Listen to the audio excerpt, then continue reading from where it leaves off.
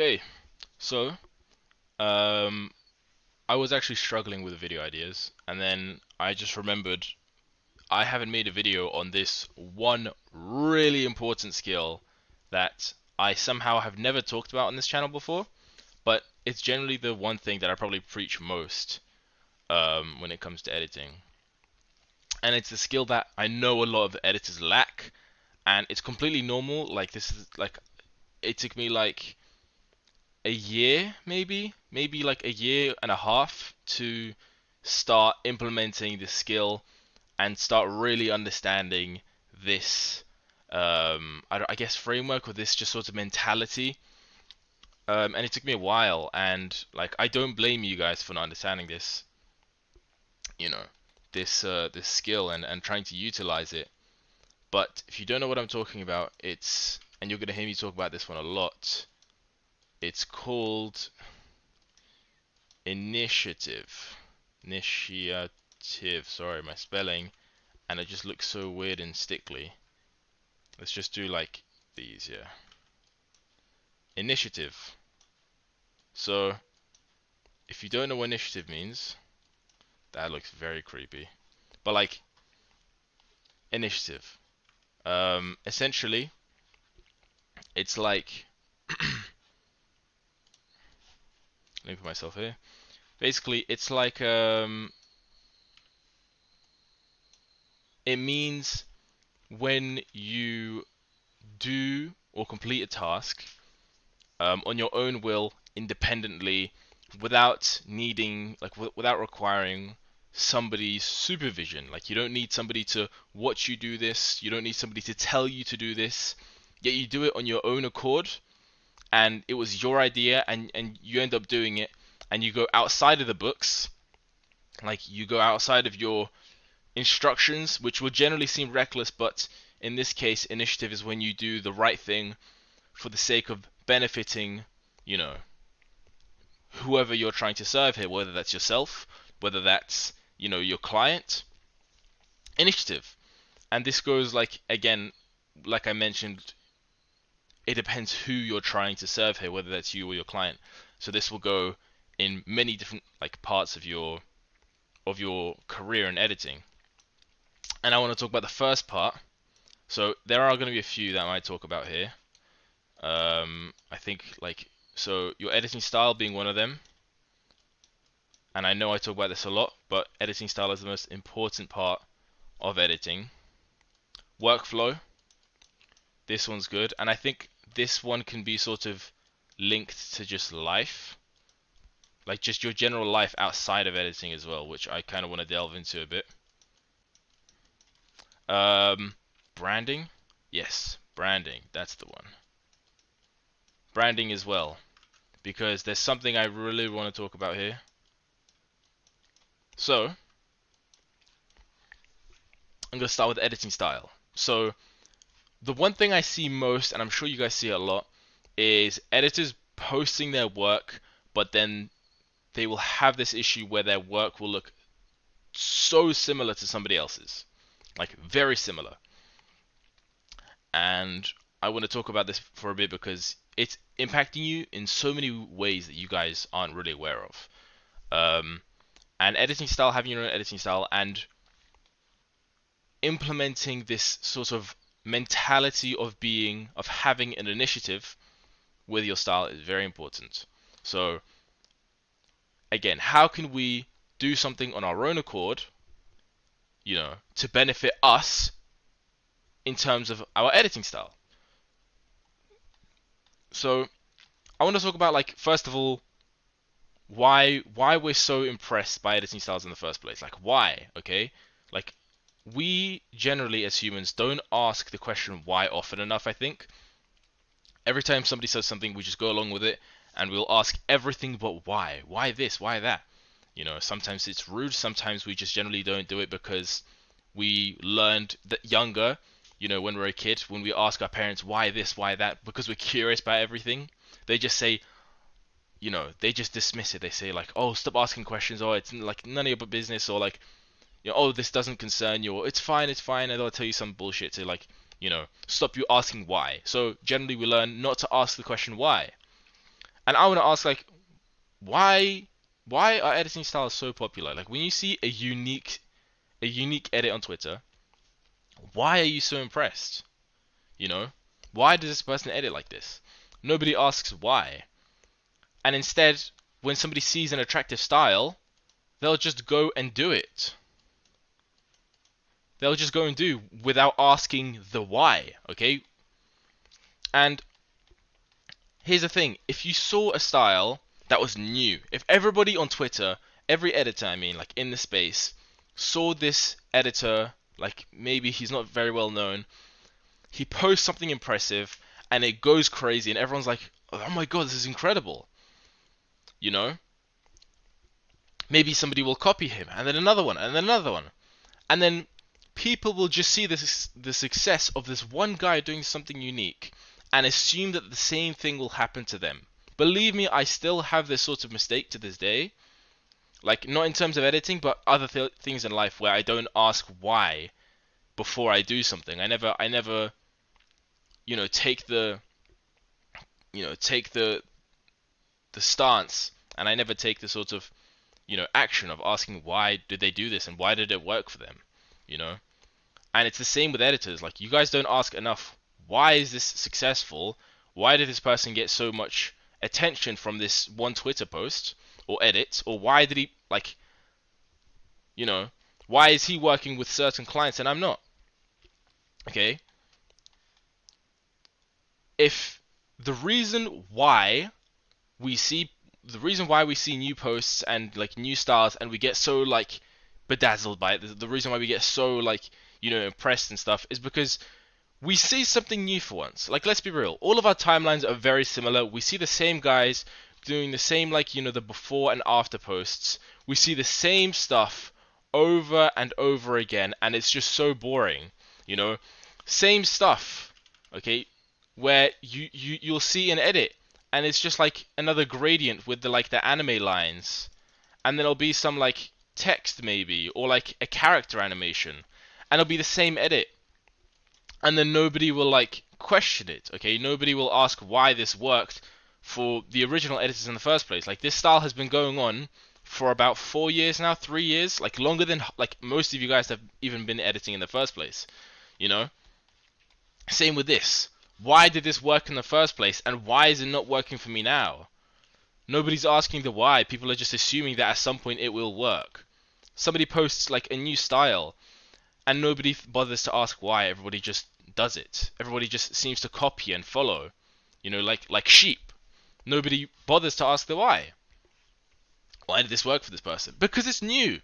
We're so used to seeing the same stuff and so used to copying one another that nobody has the balls to literally just go and do something completely by themselves. Nobody wants to take that sort of pain and just sit there for a bit, for a couple hours in their seat still, and just open up After Effects or open up Premiere and just try out some new effects and just, start playing with it, taking the initiative to go and do something by yourself without falling for the need of attention by every other editor. Like, let's be real, as humans, we all love attention, okay? And that's normal. Like me, I'm very attention enthused. Like, I love attention. I try to get it all the time. Like, why the fuck do you have why the fuck do you think I have a YouTube channel? Like, I love attention. It's normal, okay? We love attention. So when we see one person getting like 300 likes or 200 likes on, on like a Twitter post, and then and like we see that and we think, I want that attention. As humans, it's natural. We want this sort of love. We want this sort of attention from people. So we see what they did, okay? They may have had like their new style, and we go and see what they did, and then we just go and just copy and paste. We just do the same thing as them. We copy them, okay? Like, the first person, I remember seeing this, like when the before and after thing was new, it was very creative. That guy like got like 600 likes, I think.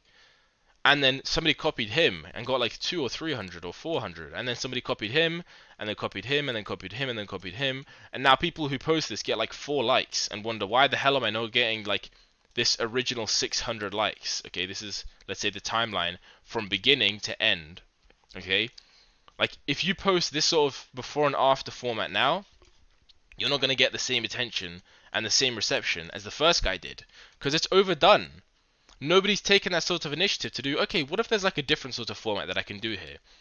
Nobody's trying to invent some sort of new technique or new style in editing, because everybody just sees what works and thinks it's going to work for them.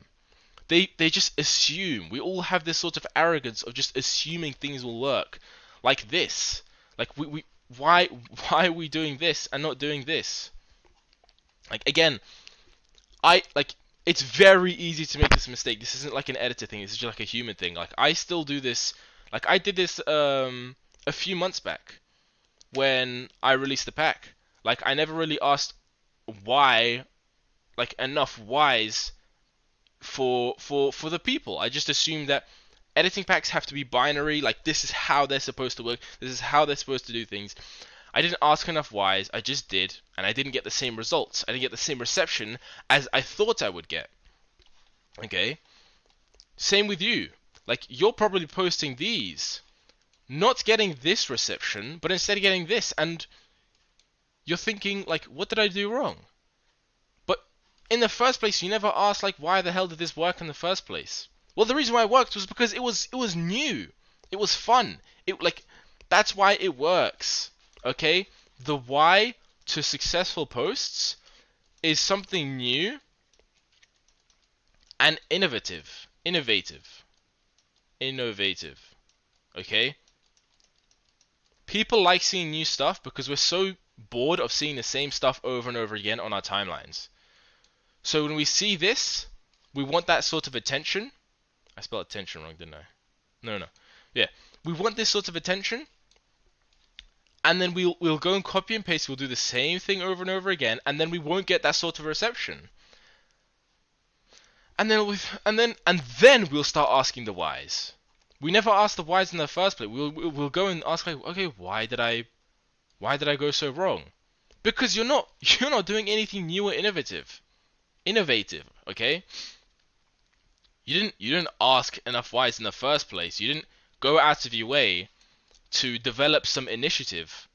Okay, remember this is linking back to initiative. I know I'm yapping a bit here, but it links back to initiative because nobody thought enough of like, what if I just had my own style? What if I just had fun for once?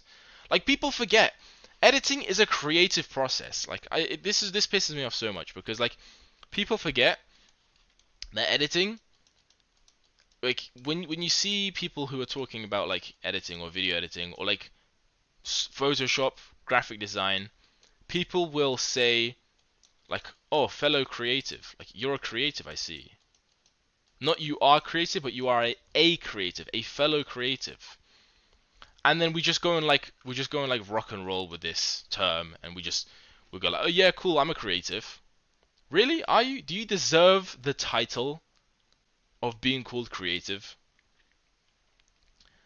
Like, do you fit the description of said creative? I don't think so. I think that like you did too much of this. Didn't do enough of this. Don't have enough of this to be called a creative. Like we see monkey do. Monkey sees somebody getting success with a post on Twitter. Monkey does the same thing to get the same response. And then when we don't get that response, we're confused because we're lost now. What do we do? God forbid we take some sort of initiative and actually try something new. Like try something, have fun, be creative for once. Okay? Like this is why it's so important to have some creativity. Okay? And why it's so important to have some initiative. Because otherwise, we literally cannot do our jobs properly. Editing is a creative process. Okay? Like when you see frameworks, like when I'll talk about frameworks and stuff, yeah? Okay, like some of these like Miro board videos, they will have frameworks, and I'll tell you like certain techniques and frameworks and like how to do some things. That doesn't mean that like all the time, this is exactly how your editing should look like. I'm not telling you how to edit your videos. I'm saying, like, I'm just explaining stuff. You go do whatever you want. I'm explaining everything to you, how things work, what works for me, what I did, you know, how I got to my success.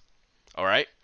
But this doesn't mean that I'm like the perfect editor and and you should follow my every single step, because now you're trying to follow like my entire career, trying to follow everything I do, and again, monkey see, monkey do, and when monkey does, he doesn't get the same results as the first one. Like, if I sat here and I told you, edit like me, here's what you have to do, do everything exactly as I say, like, do you think you're going to get the same reception as this? No, because everybody's already seen a dannyrio. Everybody's seen a dannyrio style. We don't need another one, and then another one, and then another one. Okay? Editing is a creative process. Like, people will, we'll see stuff. Let me show you, like, some of my favorite editors. Okay? Two of my favorite editors. Let's start with Rush. Rush's Basement. One of the most creative editors, because he took some initiative. Like, when people saw this was all in Premiere, everybody like questioned him because nobody believed he could actually like edit in Premiere only. Like, look at some of this stuff. How many people do you know edit like this? Rarely anyone. Because Rush has the balls. Rush has the balls to take the initiative and implement his own like humor into his editing and to implement like his own style. Why? Because Rush never followed anything. Like, he may watch a tutorial or two. I know I talked to him a lot, okay, and we both started watching a lot of Finza. That's basically how we met. We watched a lot of Finza, but he never just followed Finza to the T. He never just copied his every single move, because he understood that editing was a creative process. Like, you don't see many showreels like this.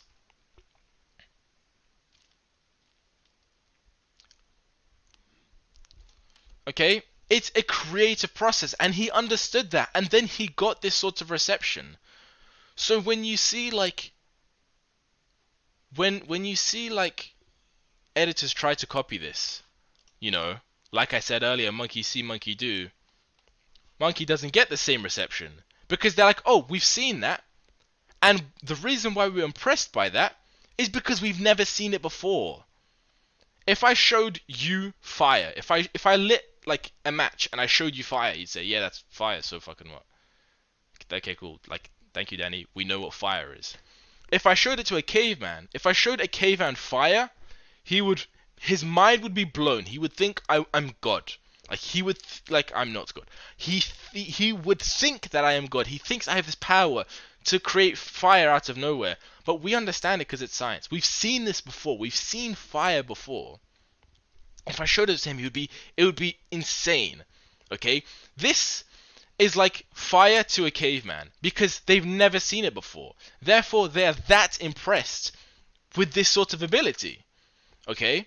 But if we see it again and again and again, it's now just like, okay, like, it's fire, man. I've seen this before. Like, you're not showing me anything new here. Initiative. Rush took the initiative to do his own stuff. Like, same with Zaid. Zaid understands it's a creative process. When he edits for Cody Co in Cody Co's videos, he'll put like edits that knows it's in his style and what he enjoys, and again, he puts his own comedy into it as well, because nobody can edit like him. He understands that.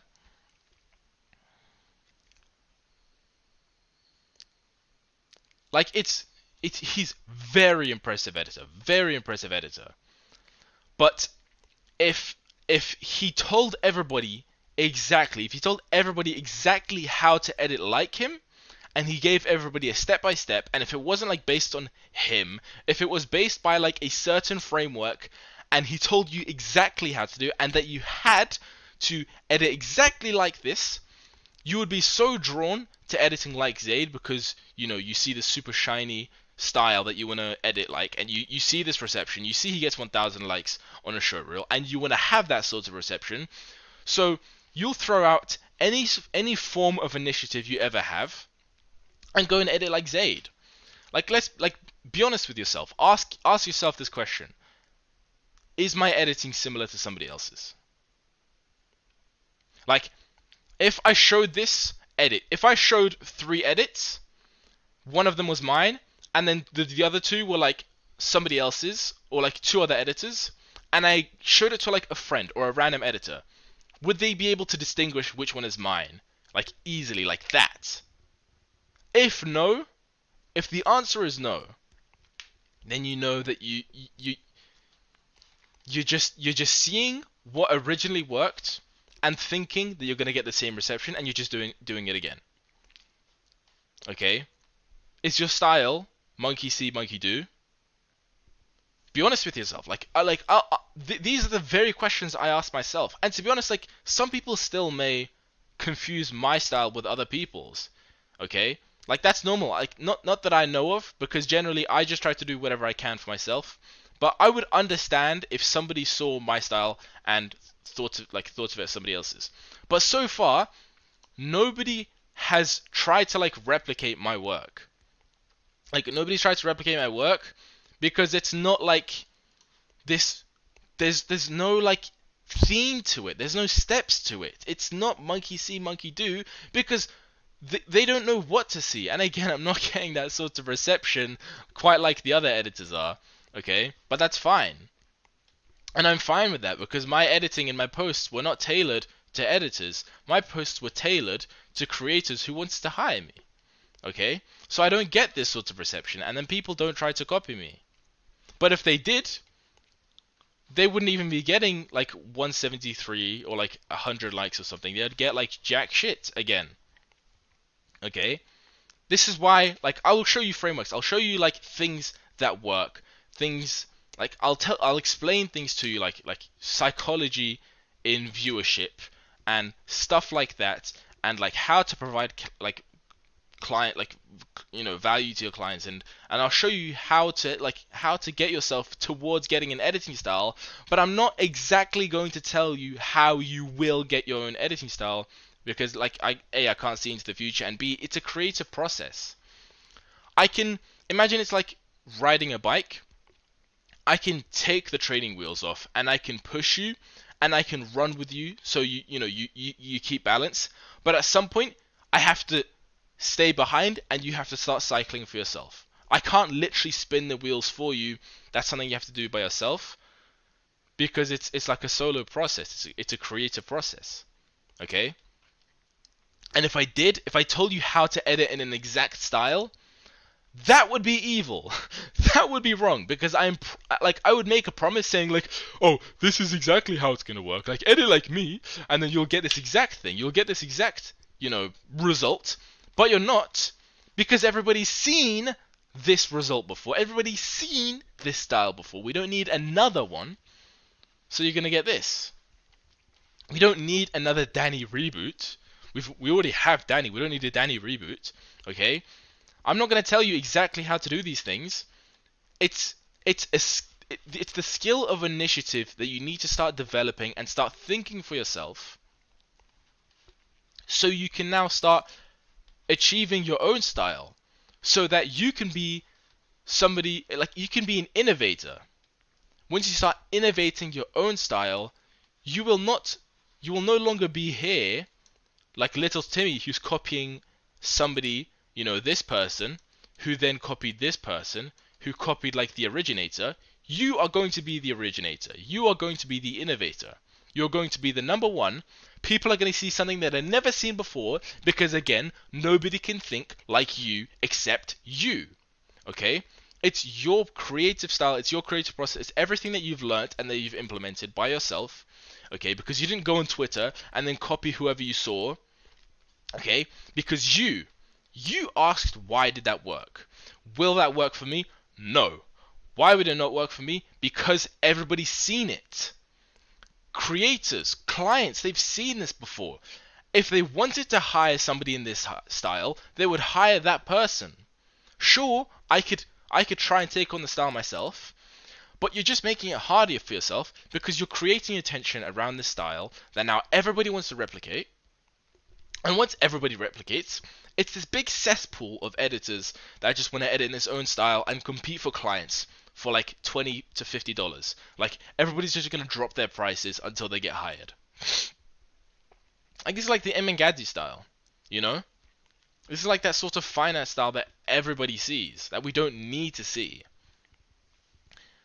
Nobody asked why. So now everybody's just like copying each other. Now there's this big cesspool for people who are editing for like fuck all. Like, I mean, like fuck all money. Like, they get paid absolutely nothing. Like, they get paid like pennies, bro. And then when they post, they get this sort of reception. They're like, oh, why is nobody like liking my post? Why are no creators hitting me up? Why am I getting no inbound clients? Because everybody's seen the Imangadi stuff already. Nobody needs another clone. Okay? Ask why. Start like actually experimenting. I say this all the time, but please just start experimenting. If you know that you're relying on a style that you've seen, or you're relying on tools or presets or plugins or whatever, if you start relying on stuff, you are losing your creative spark. Okay? Your creative spark, which is required for you to like have the motivation to actually get into editing and make it a creative process. Don't make it like step 1 like cut, step 2 grid background, grid background, and then step 3 just money PNG, and then step 3 step 4, I mean, like the glow, the same glow everybody sees, like the trim paths, the trim path line of just the glowy white trim path line, and then number 5, put like 10k per month in there somewhere.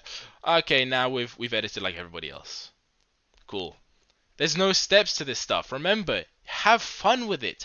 Make it a creative process. Everybody's too afraid. Everybody's got this weird limiting belief that they can't make something new and they can't do like it doesn't have to be like out of this world. Like, my stuff is not out of this world. I do whatever I want, whatever I like, and whatever I enjoy. Like, I did whatever I enjoyed, and then it ended up with me working with like my dream clients. I started doing stuff that I enjoyed. Like, this isn't like the craziest thing in the world, but I damn well didn't copy from another editor to get this result, to get these clients. Because by then, I had been running on initiative. I had literally relied on initiative here, which is good because it's so broad. You're not relying on these steps. Like, you're not relying on, like, the best thing I would like for somebody is to watch my videos to the point where they understand everything they need to understand, to the point where they can get this through their mind that editing is a creative process, and they get their own style to the point where they don't need to watch my videos anymore. Like, the message has gone through to their brain. They have their own, like, they've turned editing from a step-by-step process where you look like everybody else, and it's become a creative process. And then they don't have to watch my videos anymore because they get that message and they're getting results. Like, I'd love that. But for some reason, people can't seem to get over monkey see, monkey do. People can't seem to see that the same thing that worked a year ago, 2 years ago, 3, 4 years ago, don't work the same nowadays. Things change, okay? Times change. People start innovating. People move on. And nobody seems to sort of grasp that, okay? We're so focused on getting this attention, we just think, what's the fastest way to getting that attention? Oh, just copy. Yeah, just copy. No! The reason why this person got this attention that you want, the reason why they actually got this, is because there's no one before this. It's new. Like if you're like, I'm not gonna encourage you to like start making your posts to appeal to editors. But if you want to start networking with editors, if you want to start looking like you're a big editor in the scene, which is normal. Again, like, this links back to attention. It's normal to want to be like looking like one of the big dogs in the scene. But if this is your intention, this is what you want to do, if you understand that this isn't going to be like getting you clients, then come up with something new. Like, start implementing initiatives. Start thinking for yourself. Okay, stop thinking about what others would think or what others would do. Start thinking about what you would want to do. Start thinking about what you would like. And stop trying to, like, force this idea of themes. Like, I talked about this in my editing style video. Stop trying to, like, force themes into your... There's no theme. Again, it's a creative process. You can do literally whatever you want. Like, nobody can seem to grasp. You have all these effects in your library, and you think that's not enough. But it's just it's just a big combination that you can make. It's a big creative process. You have so much at your fingertips, but you think that the effects, the premier effects aren't enough. So you go and get plugins like everybody else, and then you start doing what they do. Okay? You get plugins for one reason, and then use them for another. And then to the point where you've just completely lost your way, and editing is a step by step, and it's so boring, and you can never find success for some reason, because, you know, monkey see, monkey do, and now you're just like everybody else. You're literally like everybody else because you never asked why in the first place. You got used to not asking why, and you got used to just doing, and then by the time that happened, you never got this reception that you wanted, and then you start relying on shit like giveaways, and then, you know, you get so addicted to giveaways, and then at some point in the future, if this is somebody you like, that if you're watching this, if you are somebody who does these giveaways, you've probably gone through all of this and realized that your only source of attention is giveaways. But the truth is, nobody gives a shit about you. Nobody gives a shit about your work. Nobody gives a shit about your knowledge. But people give a shit about the fact that they can get something for free, and if it means following you for the sake of getting it, they'll do it. But they're not going to remember your name. They're not going to remember who you are. They're not going to know anything about you that's significant. All they're going to know is that they follow you because you were willing to give something away for free, and people love free shit. Okay? And you want this attention, which is normal, but you're doing it in the wrong way. Okay? Everybody's too afraid of taking that step of initiative. Okay? Everybody's too afraid of actually, like, thinking for themselves for some reason. Like, it's like, I understand, like, I was the same. I thought I would just see what everybody else is doing, and then it would work the same for me. But that wasn't the case. I should have asked why. Why did it work for them? Oh, the reason why it worked is because they're the first one, and people are like so refreshed by this. Like, big editors blow up nowadays because they're actually doing something for themselves for once. And then they land all these high-ticket clients, and they get all this, like, you know, attention. And people are like, oh, how did they do it? Oh, it must be their styles. I'll just do what they did. Okay? But anyways, that's style. Like, I just spent half an hour explaining style to you. Okay? And I think I'm going to keep it a bit more brief because generally I don't need to talk about it that much. Anyways, onto branding. So I see this thing where people will have, like, okay, let's just use me as an example. Like, they'll maybe like smile or take a picture, or they'll have like a picture of themselves, and they'll like mask out themselves, you know, and put like a solid color in the background, like this bright yellow or bright pink or whatever. Maybe they'll like put this sort of desat on their face, or like their entire self, like, and make themselves like black and white or gray, or like, you know, desaturated, but everything else like in the background would be like a solid color for some reason. And then they'll think this is like some sort of professional branding. But generally, these people will have like let's say 30 followers, you know, they'll have like 30 followers, and then they will do the same before and after post from this,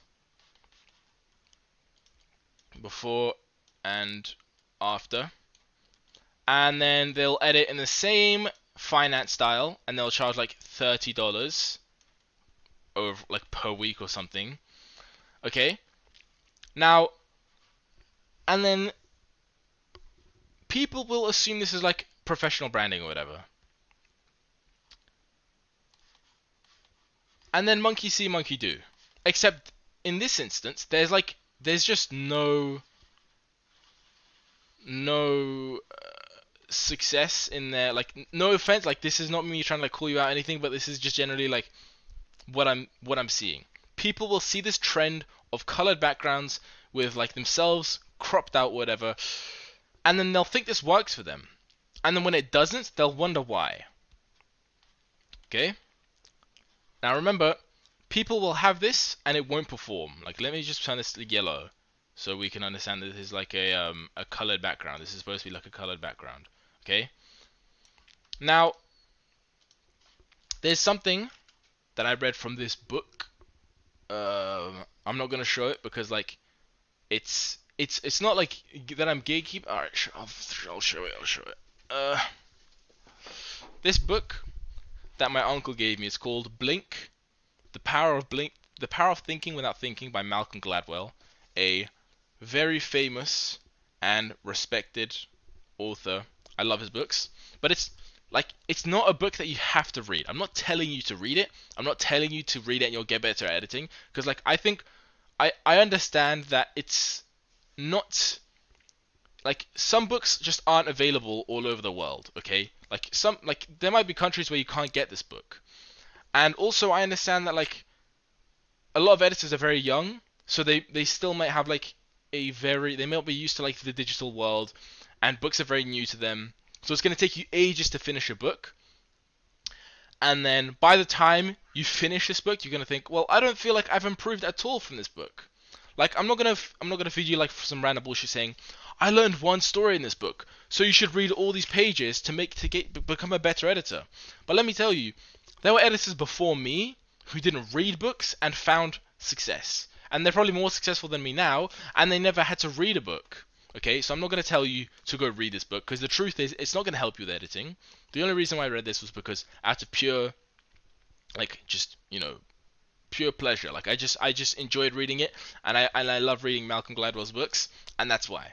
Okay, that was just a bit of a tangent, but generally, like, I don't recommend books. I don't say you have to read books to improve your editing, because the truth is, you can definitely go along without it. I'm not gonna waste your time and tell you to spend months reading a book that's only gonna help you by like 1 or 2%. Okay. Anyways, in this book, there's this term called thin slicing. Which again I was like saving for another time. Thin slicing, huge. It's essentially these subconscious judgments that we make without knowing that we make them, and we make them on people based on our past experiences. We'll judge them on their like environments, their mannerisms. We'll judge them on their like conversation skills, their social skills. We'll judge them on how they look, how they take care of themselves. It's literally basically like judging based on past experiences, and this thin slicing will create bias. It'll create this unfair bias that you'll have on people before you can even get a chance to know them. Like, it will create this sort of judging a book by its cover, sort of mindset for yourself, and you wouldn't even realize it. You won't question it, you won't think of anything, you'll never ask, like, why am I thinking this way? Your brain will just do it, and it's very hard to understand it, and it's very hard to, like, learn it and do it on command and stuff, but, some people have taken, like, 20, 30 years to get good at this sort of stuff, and they have these, like, insane skills. Anyways, we'll have this sort of thin slicing judgment, and it's the same with creators. Like, it's deep rooted into humans, okay?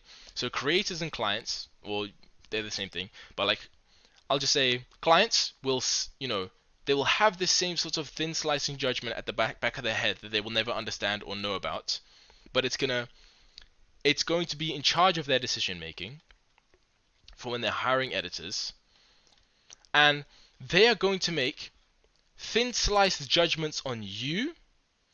And if they work with this, like, let's say they haven't worked with a lot of editors, but let's say they work with somebody like this, who makes shit edits. I forgot to put shit edits. Shit edits. Okay, they have shit edits. They charge like $30. They have like 30 followers, like 5, 20 followers, 100 followers, and they do like the same before and after posts. So essentially, like, you're I'm not gonna say bottom tier editor, but an editor that has zero initiative. Okay. Let's say they work with this person, and then this person, this editor, did such a poor job. Now, every single time this client will see an editor with this sort of this trend of like solid background with a person on top, they will now associate you. Let's say you have this, they will associate you with this person. Like, they'll associate, let's say this is you, they will associate you with this person. Okay, and this person left a negative impact. They will already, because you decided to trend hop and make this sort of colored background with your face on it, and you try to have the same branding as everyone else, and then, like, let's say I go onto Twitter, and you have, like, I'm gonna, like, hopefully find somebody else again, where you will, like, I'll go to an editor, and instead of saying video editor, they'll have, like, really weird, what's it called? Bios. I don't know what this means. I don't know if this guy's an editor. He could not. Oh, he is. He's an editor. But nowhere in his nowhere in his bio does it say editor. People will see this and they'll trend hop and they'll try to do this fancy schmancy, like, you know, like business buzzwords that will think make him more money and get him more clients and stuff. And they'll trend hop and they'll do this, and then they'll have like the colored background behind them grayed out or whatever.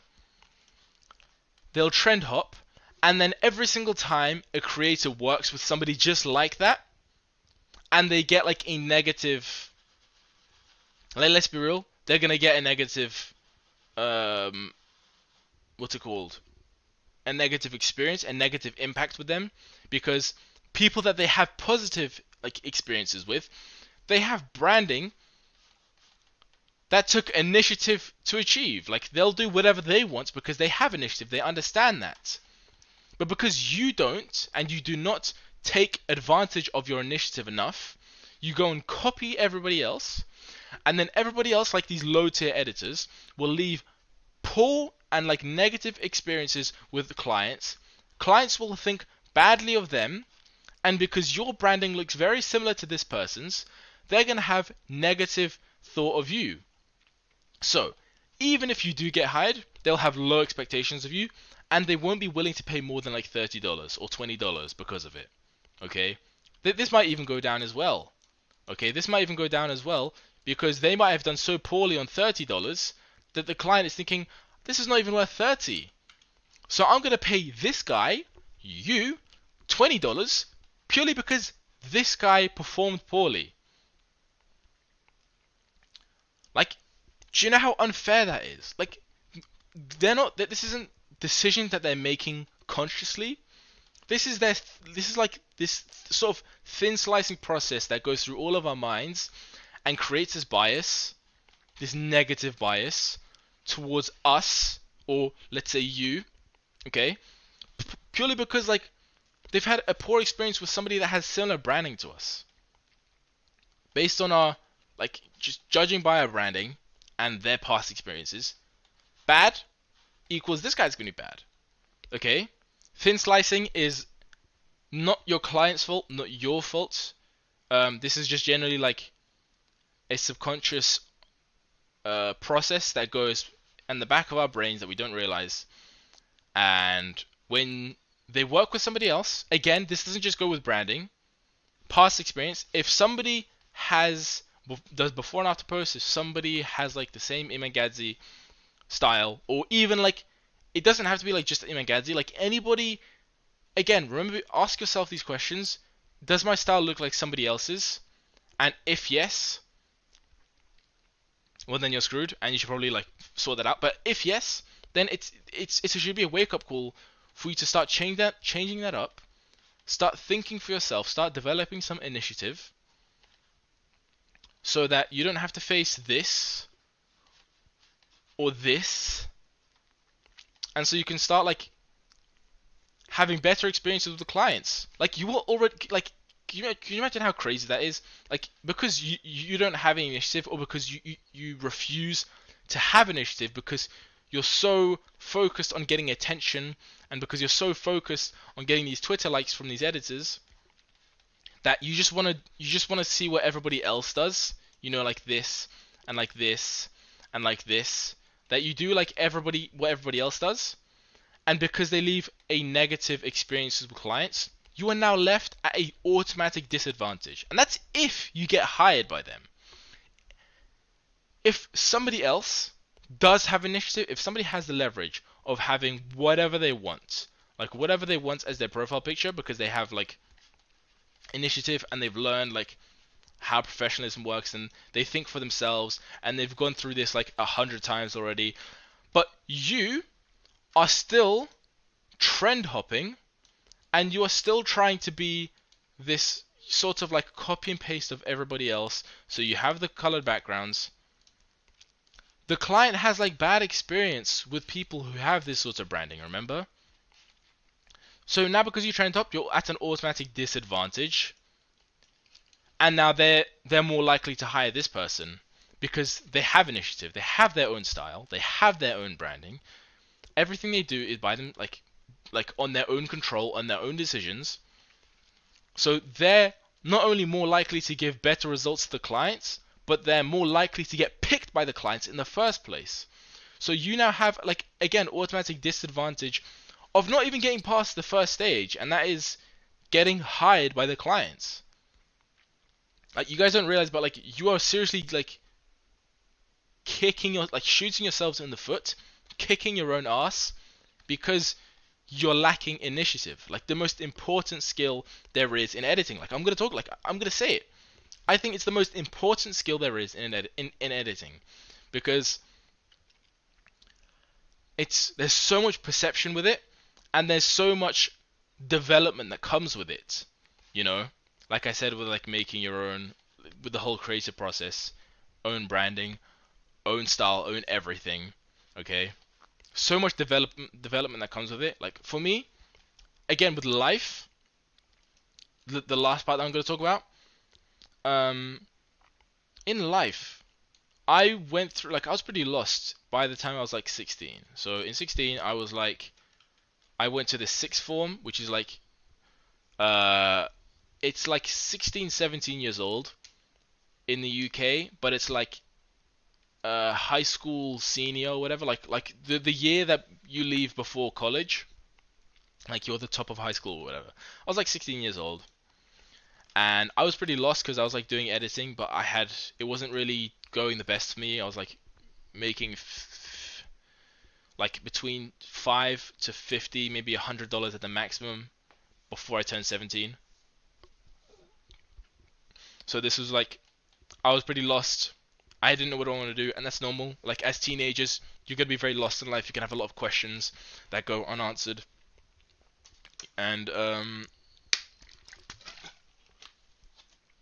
you're gonna want a lot of answers that you don't get. And editing helped me just sort of sit back for a bit. Sorry, my throat is going very dry because I've been recording for like an hour. But editing has helped me go through this journey of self-discovery, which not many editors, I think, if not, like I haven't spoken to a single editor that understands this. Maybe because I've just been speaking to the wrong editors. But nobody really talks about this enough. Everybody says editing has changed their life though. Okay, that's basically self-discovery. Like a lot of people are talking about self-improvement. You know, they want to go to the gym, they want to be healthy, they want to start speaking better, they want to get all the girls, they want to get all the money, they want to be like this big Andrew Tate, like, you know, figure. But they don't even know who they are yet. You know, they don't even like, they don't ask the why, They see all these guru figureheads living a good life, and they'll just go do what they do because they don't have the initiative to think for themselves. So monkey see, monkey do, and then they go and say the same shit as like everybody else and try to hop on self-improvement, but they don't even know who they are yet. How can you improve something that you do not even understand? Find yourself first, then improve. Okay? Self-discovery. Like, simply just, like, it's gonna sound so weird and so maybe cringe to you, maybe so corny or like so ridiculous, but literally just finding an editing style and just learning more and discovering more and experiencing more from editing and from this entire journey, meeting more people, like hearing more stories, helped me discover a bit more about myself and who I want to be, who I am, what makes me different from other people. I went on this big self-discovery journey, and to be honest, like I still am. Everybody is. Like nobody goes throughout their entire life having all the answers. But I was like, as a teenager, you're especially lost, and I have editing to thank for the for the fact that I managed to find these answers. You know, I go on this big journey of self-discovery simply because I found initiative, and because I asked all the questions. And when I asked all the questions, and then I eventually started doing afterwards, step one and then step two, instead of just being step one and only step one, I started asking all the questions. I started getting all the answers. I started learning more, and I started discovering more about myself. Because I had initiative. Like, think whatever you want of it. But this is the truth. This is my truth. This is what I have experienced, and this is what like a lot of editors will tell you. They'll say editing changed my life, and it's true. Like editing has changed a lot of lives. This might be an editor you know. This might be an editor you don't know. Eros, good friend of mine, literally made a post about like his life story. This guy went from like not homeless, but like broke. He was like broke, working in an animal shelter, making fuck all money. Now he makes like over 10k a month. And it's not just the money that's changed, it's not just the income or the lifestyle, but it's him. He's grown so much as a person. Like, he has anxiety, like actual, like medicated anxiety. And he's grown so much, he's gotten so much more confident. And it, like, that's anxiety still with him. It's just like, it's biological. I mean, chemical. But the point is, he's discovered so much more about himself. He's learned so much about himself, about business, about what he wants, about what he can do, and he's been very inspiring to so many people, and even myself. Like, he's been editing for like a year now, but he's still like very inspiring to me because I've learned so much about him, and he's learned about so much about himself. And then when he tells me this sort of story, it actually adds, like, just learning about other people's stories, and especially your own, will help to self-discovery because it gives you this sort of perspective. Okay, you living your own life will have this initiative, and as a bonus, connecting with other editors, it will give them that sort of perspective. Like when Eros told me his story, I felt like I just gained this sort of perspective. I was like, wow, I didn't know people live this sort of lives. People have their own stories, and they go through this journey of self-discovery. But the less you're experiencing in your career, and the less you're doing, and the more time you take up without actually completing anything, the less you're going to discover about yourself. You're going to have more questions, you're going to be more confused, and you're going to be more likely to start doing stuff like this, to just copy and then see this and then just do it, because you're not taking the steps that's required and the steps that's necessary to get closer to self-discovery, to learning more about yourself.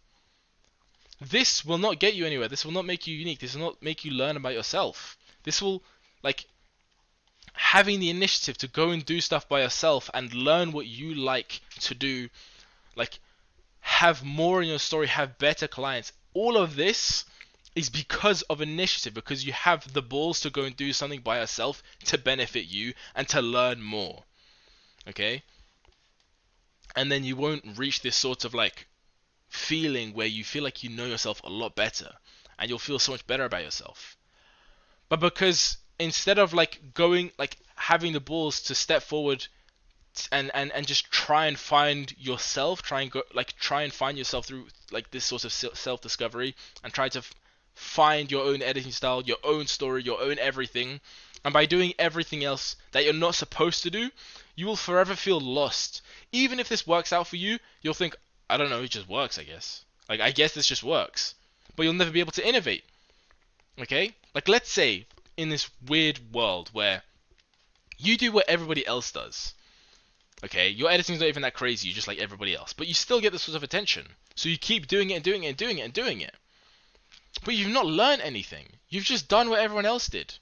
Like, it's like when people on TikTok who do like the AI stuff, they make their money too fast. So they don't know enough about themselves. They don't know enough about like the lifestyle. You know, they have new money. And it's just, it doesn't really sit with them well, because they feel like they haven't gone through self-discovery. They feel like they don't know who they are because they've just trend ridden until success. They never took like the correct steps into having their own initiative and just learning more about themselves, learning more about editing, and just understanding it's a creative process and you can do whatever the fuck you want. They never understood this. They always did this, and even if they found success, they'll always feel empty because at the end they never got this. Their lives never got better because they never got this. Sounds crazy, but I swear to God, initiative, just at some point, like have one of like those 3 a.m. moments. You know those 3 a.m. moments where you just sort of sit there at your desk, like, and maybe you're like watching a TikTok edit or something. I don't know what people do nowadays, but like you'll sit there late at night and you'll start doing your push-ups or whatever, and you'll start saying, "No, I'm gonna be the best," and then you start like reading a book for like 2 pages. Every single time you have that sort of success, you want to start discovering more. You want to start achieving more. And what I can recommend is have a think about initiative.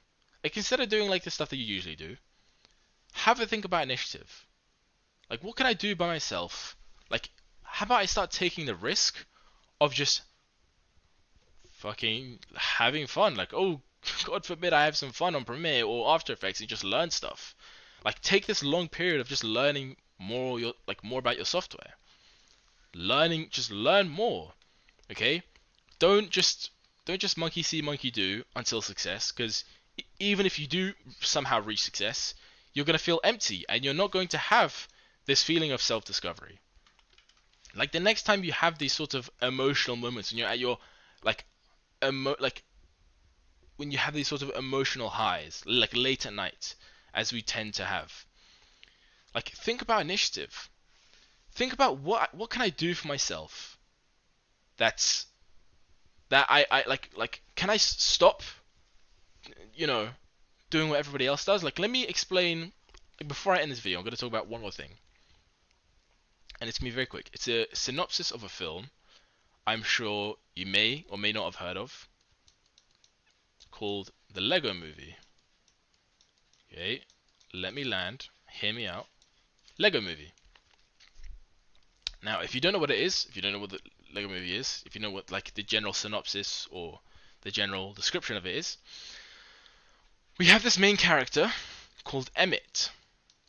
Now, I'm not telling you to go watch the movie, but I'm going to tell you like a story here that can be used for you in editing. Now, this guy called Emmett, he's like your average Joe. He's like your regular kind of guy.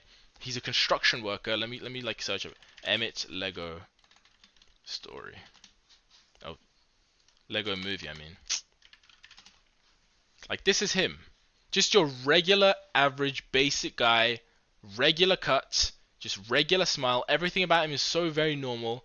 And people say he's just very, like when people describe him, you just say, "Oh, Emmett, he's just very meh."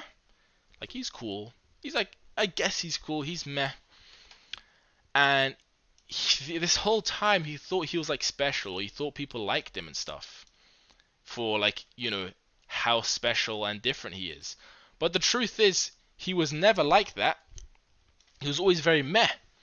And, his job is a construction worker. This Emmett, let me just draw it. I don't know why. He's a construction worker. And during construction, they all have these manuals, like these like actual like bits of blue paper they have to read, and they have to build stuff brick by brick. This is normal like regular construction worker, but this is his job. He just has to build things brick by brick to the T. If something is missing, they go back, they have to do it again. He does it to the T. He can't build without a construction manual because he's so glued and used to it. Okay?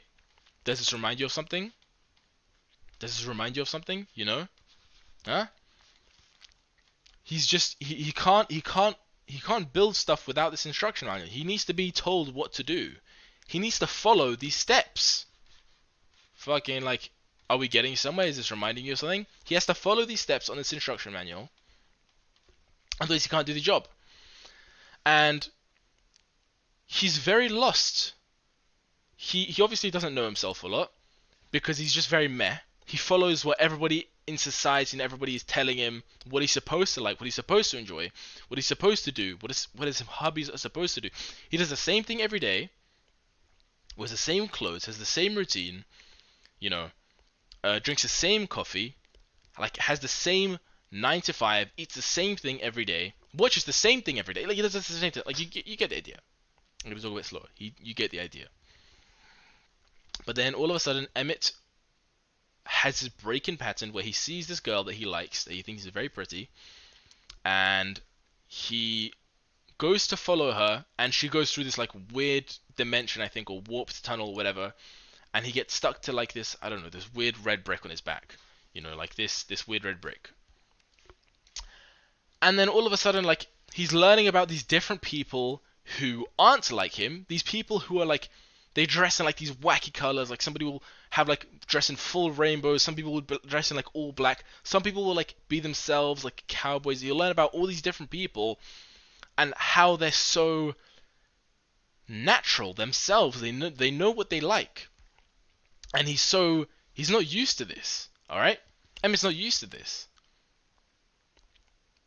People do what they want, how they want, because it's how they like, and they all can build without a construction manual. And when he learns this, he's like, how can you guys do that? That's incredible.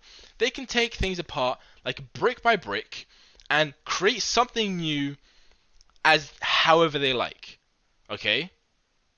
Are we by any chance getting somewhere with this? Oh, I don't actually have a... Are we getting somewhere with this? They can take stuff apart brick by brick and put random stuff together. Like they could make a car. They could like take apart a lamppost and build a car. Okay, they don't need an instruction manual for this. They know how to do it. Are we by any chance connecting the dots here? And by the end of the film, Emmett learns all of this. He learns how to build without the construction manual. Are we getting somewhere? And then he feels like he knows himself a bit more. Are we getting somewhere here? Like, are we starting to connect the dots and see why the hell I just explained the Lego Movie to you for like 3 minutes straight? The entire story of the Lego Movie, like, watch it, don't watch it, I don't really care. I just explained to you the synopsis and, you're gonna understand it. If you feel like you'd understand it more by watching it, then go and do so. This isn't like an actionable step. I'm not telling you that you're gonna get better by watching the Lego Movie. But I just told you the synopsis, and it's everything I've basically just explained. It's just, wow, it's just almost like if you go and do what you want, you'll start seeing what you like and what you enjoy, and you'll start finding yourself on this journey of self-discovery and feeling more fulfilled. Like, who knew doing the same thing every single day and doing what everybody else is doing is super soulless? Like, am I ringing a bell? The gradient stuff? Am I by any chance ringing a bell here? Are we getting somewhere by any chance? Like, if you aren't getting it somehow, it's the same thing, guys. It's the same thing. The Lego Movie synopsis is the same as editing styles and the same as initiative. The whole story. Emmett develops a brain for himself. He thinks for himself. He develops an initiative. He develops his own initiative. Starts to think for himself. He can build whatever he wants without, without the little blue instruction manual. He no longer needs to do things step by step. Okay? And he finally understands himself a bit better. Okay? I think that's it.